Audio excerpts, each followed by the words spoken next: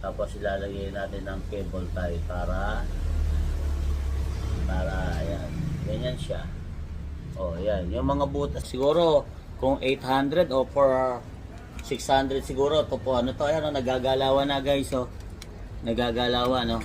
Oh, wag po mag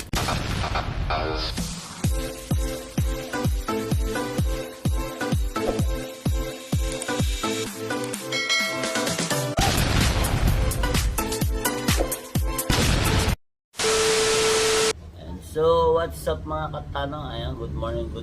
So, bali, bago tayo magsimula, isang shoutout na pala dyan sa lahat ng walang sawang sumusuporta kay Kuya Katano.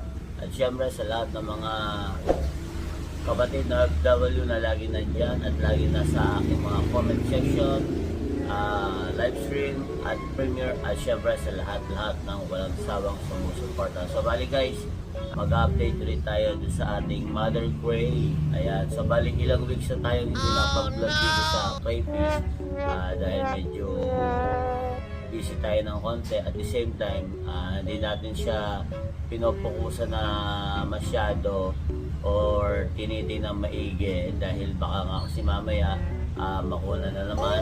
So kasi bali nagkaroon na po tayo ng 5 buried o buntis na crayfish. So bali, ayan, sa kasamang palad, nakunan po yung 4.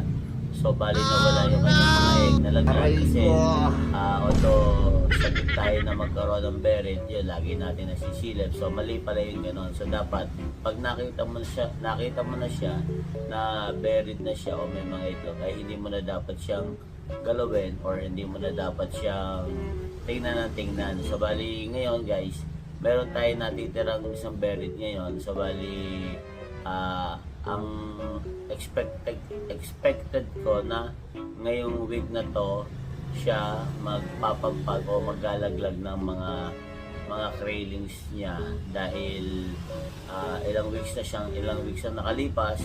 So bali nung nakita ko siya last time, meron na siya mga galamay or then may mata na siya. So kaya ngayong week na to, alam ko ngayon siya ma-hatch yung kanyang mga itlog na nasa tiyan. So gagawa ko ng hide. So bali ito gamit dito sa kabilang bahay. Ito yung mga sumobra. Yung mga craylings kasi is napakaliliit niya. So ito yung gagawin nating hides. Ito may mga butas yan. Ayan. So ayan. So bali guys, meron tayong roller.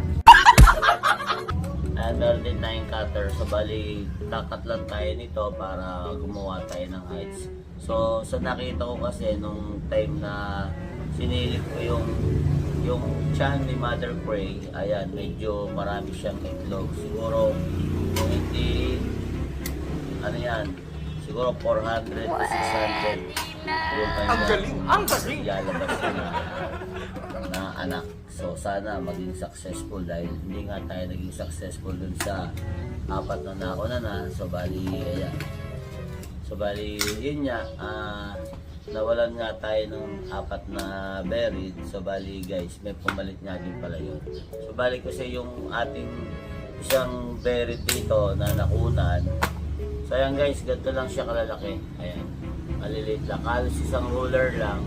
Kasi mga, pag inilabas siya, siguro mga half inch lang siya. Then, pag lumaki siya ng 1 inch, kasya pa sila dito. Then, pag lumaki na ulit siya ng 1 inch, so lilipat na natin siya sa, bibigyan naman natin sila ibang height na medyo malaki para hindi sila mabanso.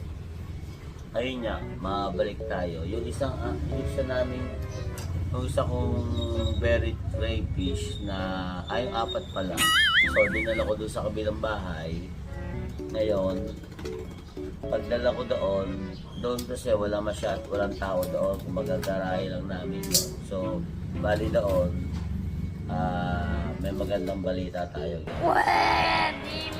Yung nag-bury dito sa bahay, then nung dinala ko doon, so ilang weeks lang, wala pa yata 1 linggo, ayun, nabeng-bang na siya ng mga lalaki doon. Aray ko! Kaya ang ating buried guys ay 2 na ulit. So bali siguro update ko kayo, pwedeng ipagpag, pero tayo kagaya ng ibang napapanood natin, para nga daw mabawasan ng mortality, eh yung natural na siya mismo yung mag-aalis sa mga anak niya para less ang mortality. Kasi sabi nung iba kasi, yung mga tulad din, sinabi nung kinuha namin, hindi siya nagpapagpag dahil mas marami raw yung namamatay. Pero yung iba naman, ayun, natural lang. So subukan natin ang natural dahil first time natin na magkaroon ng berry.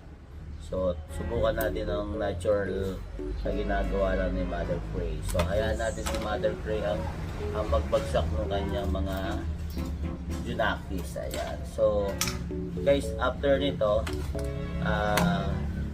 babalawan lang natin siya, then ibababad natin ng maghapon o magdamag para gawin na natin siyang height. So bali ganito gagawin natin guys.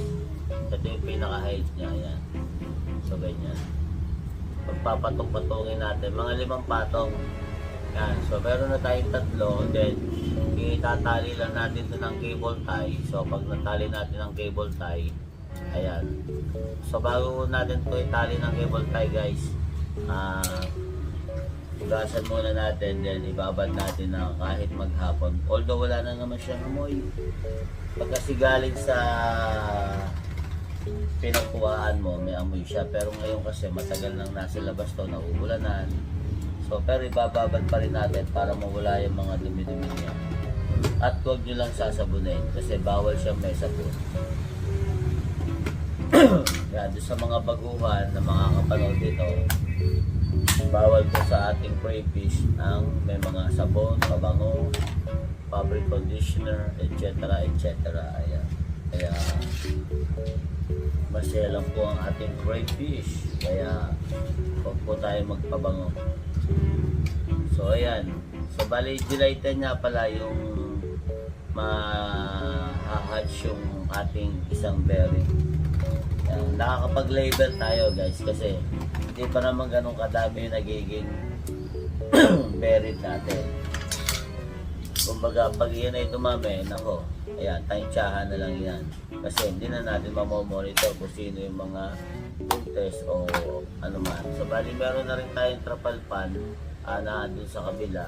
Kaya yun, pagsasama-samahin natin sila doon para doon na sila. At saka syempre, ayan, gumawa na rin tayo ng gumawa na rin tayo ng DIY filtration, kaya hindi na tayo masyadong maglilinis ng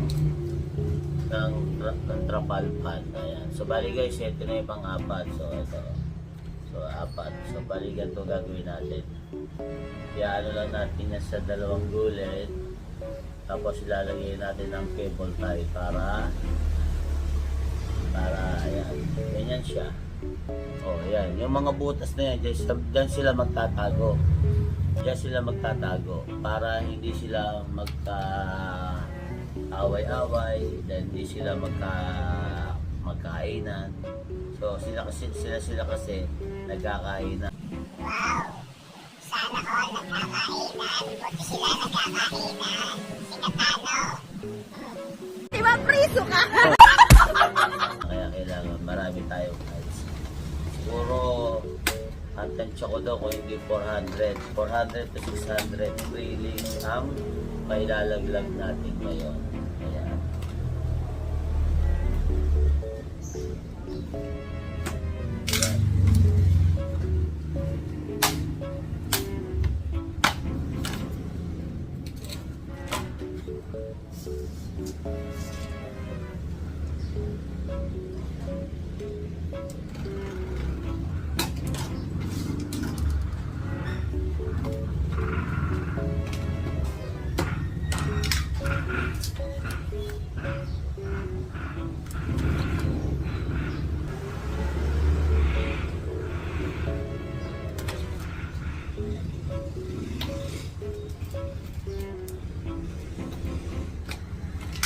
Ayan, kumbaga guys, ayan, ulitin lang natin yung nakakaraan. So bali, pinya, sabi nga pag may nawala, meron daw babalik.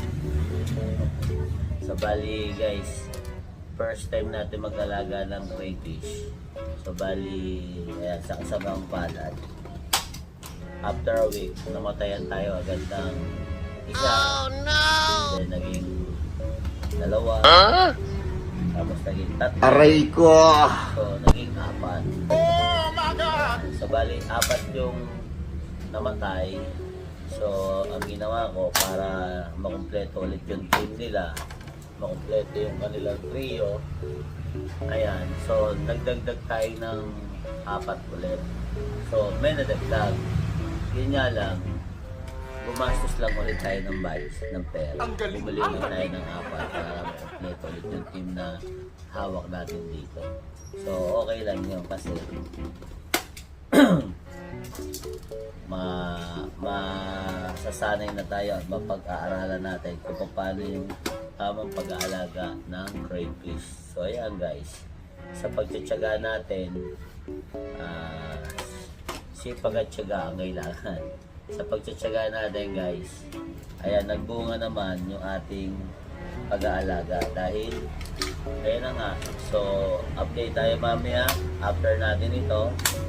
Update natin mamaya. Buksan natin si Mother Cray. Tingnan natin yung kanyang mga anak kung pwede nang lumabas. At para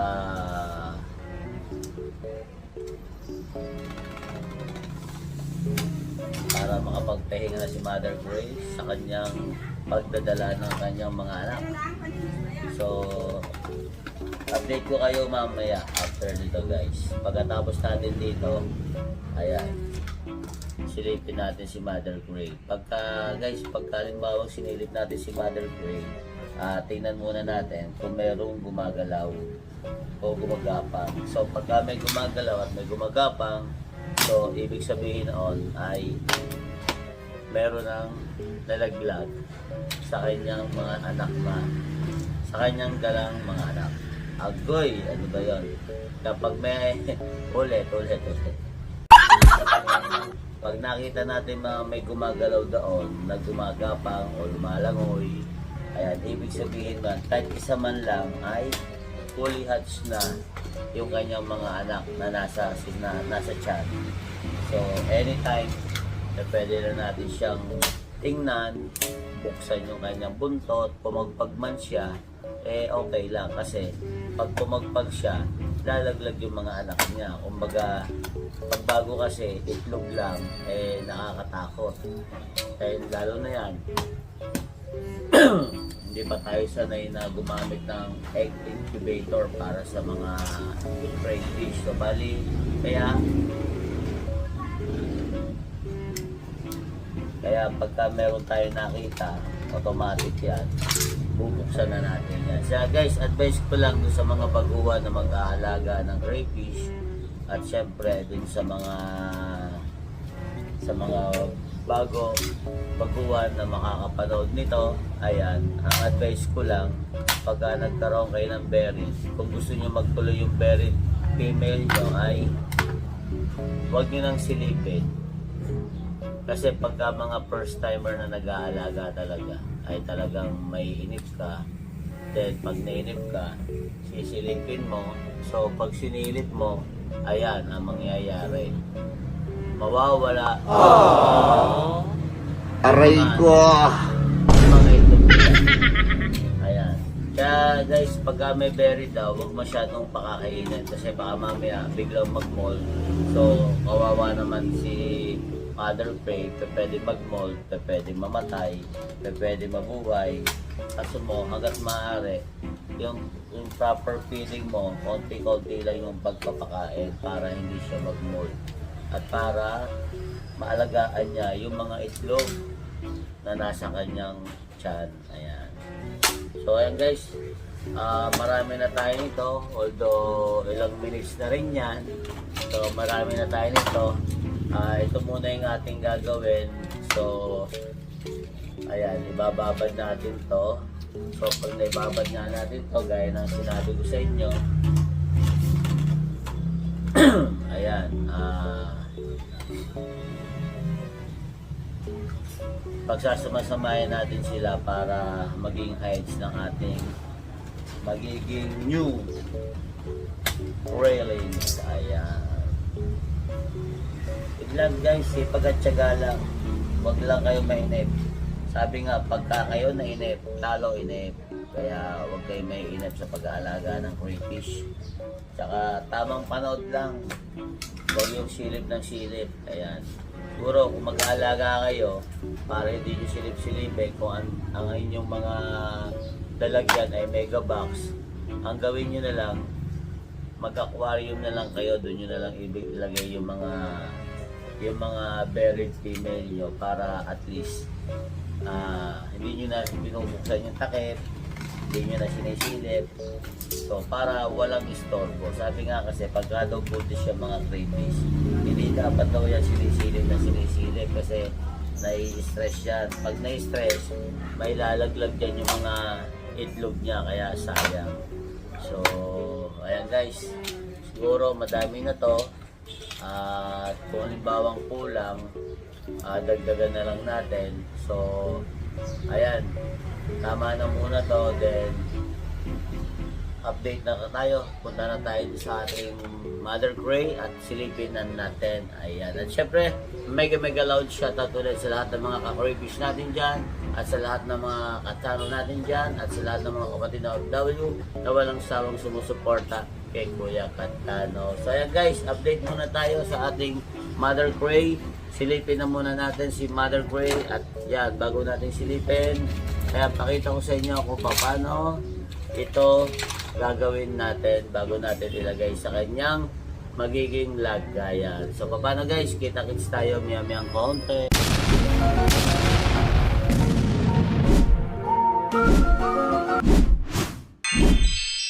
So ayan guys, muli tayo nagbabalik. Ayan, so bali guys, naibabad na natin ng maghapon tong ating, eto na, binabad na natin siya.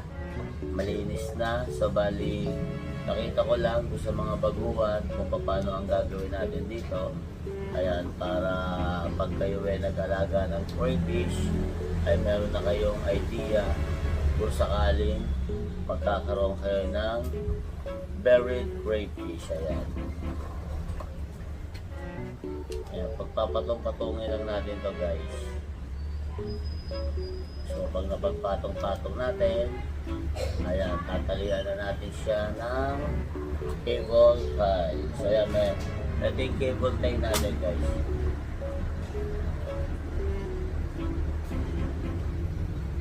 Balistad.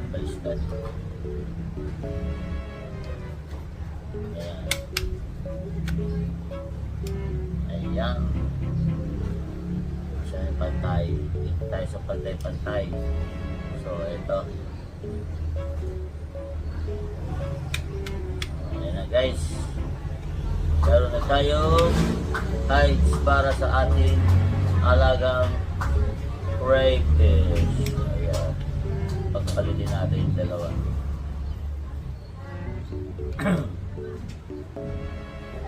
Pagpalitin natin at medyo mahaba ito.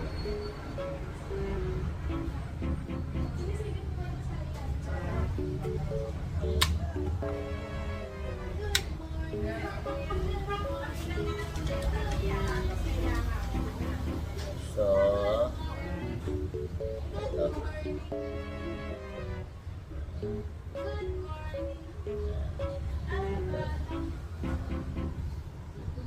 So, ganda lang gagawin nyo guys. Ayan. Ay, dito pa rin natin lagay sa dulo. Dulo natin nilagay guys. Sa dulo. Tapos pasok dito. Ayan. Masyado palang mahaba yung ano natin. Yung ating lahit.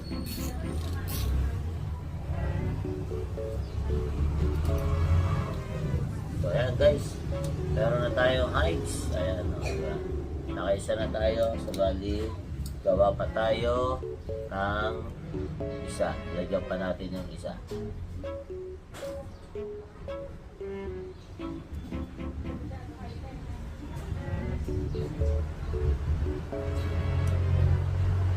Ayan.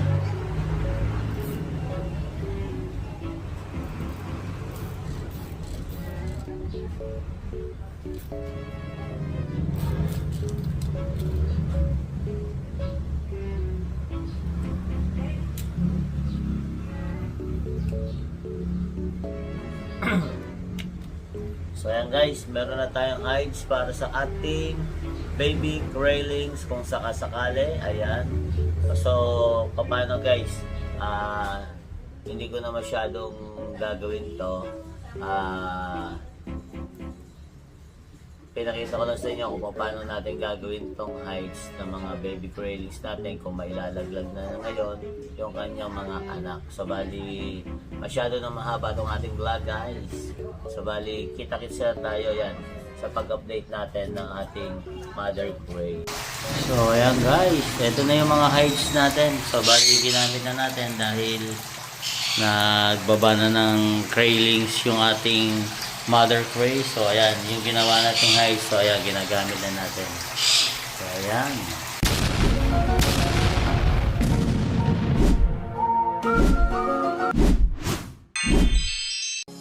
Mga kaibigan, suportahan natin Katano TV. Please subscribe.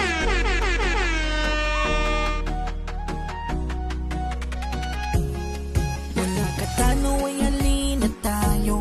Sumama na mag-adventure na tayo. Bumiyahin na at tumulong sa kapwa. Mapagmahal tumutulong ng may kusa. Katano TV ay maaasahan. Katano TV ay mabuting kaibigan. Magsasawa na magpasaya. Katano TV ay samahan nyo na. Sumama ng mangisda sa karagatan. Lagbayin ang lugar at pupuntahan. Magagandang tanawin na makikita. Katano TV ay siya nang bahala. Katano TV, samahan na natin magpasaya. Katano TV, programa niya rin kakaiba. Pagtulong at pagkalinga, kanya itong ginagawa. Katano TV, tumutulong ng may kusa. At samahan siya. Katano TV, samahan na. Katano TV, kaibigan natin. Katano TV sa YouTube channel.